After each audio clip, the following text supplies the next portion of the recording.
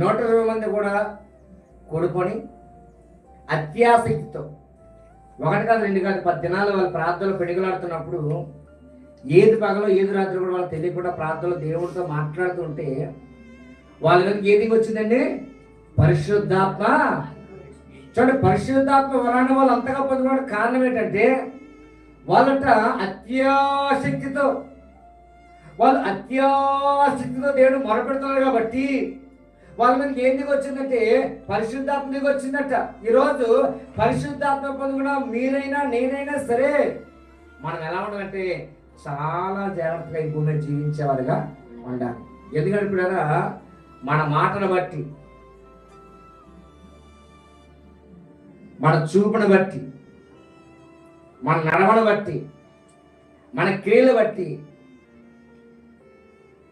దేవునికి అవమానం తెచ్చిపడి మనం ఏది కూడా